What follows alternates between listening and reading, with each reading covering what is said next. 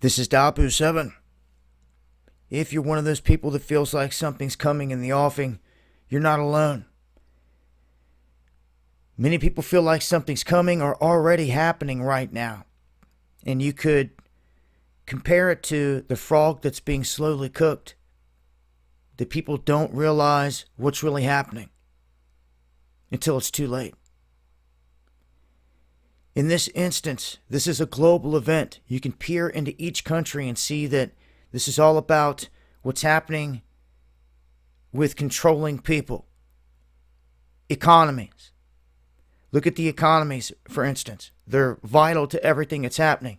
They stay driving from the jobs and from the labor of the people. When those jobs and all that are gone, and you can't replace them with new jobs, that leaves the people poor, broke, and dependent on whoever comes along with help. How convenient that it's the governments that are showing up with the help, giving money to keep people alive. This is the thing that people need to see clearly. When they take away your free enterprise, they take away all your mom and pop shops that have been around for decades, that your parents and others had helped create, it's all gone now, wiped away. This is huge. This is massive. What other event could have made something like this happen? This large of scale? Where it wasn't just the lockdowns of everything, it was the organized chaos that went through 48 of 50 of the largest cities here in this country by design. Do you see what has happened here? Well, they've ransacked all the cities, shut down all these businesses, made people go bankrupt, and now have them crawling to the government for money, for handouts. This is dangerous. This is not where you want to be. They started this whole thing with the trade war with the farmers. And then they were depending on the government. And then screaming, we need more, we need more. And then this whole thing went into motion. Now all these people have lost their jobs and are claiming unemployment.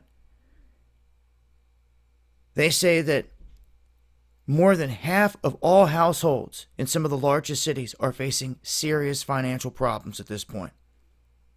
They say that Americans continue to file unemployment benefits at a rate that the United States has not seen prior to 2020. They say that when 695,000 workers filed for unemployment benefits during a single week in 1982, that established a record which stood for nearly 38 years. But now,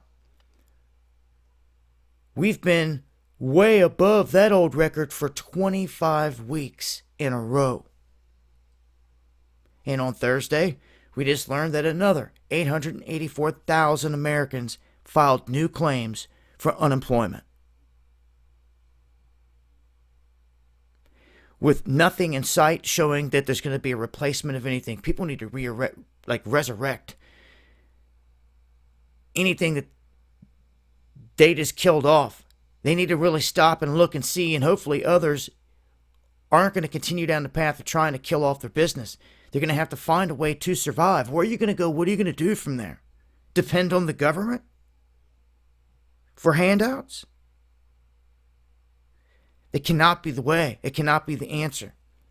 And to me, that right there is the something really big that's happening right now. It's like cooking the frog. It's happening slowly. And it's getting the job done that they want done. So I hate to see that this unravels this way. All we can do is try to put light on it and talk about it and change things. Be there for one another. And as I have been saying, support the mom and pop shops around you, the local farmers, things like that. Keep them in business. That's what this is all about. And join me on DLive where I break this down further. You'll find links below. Much love.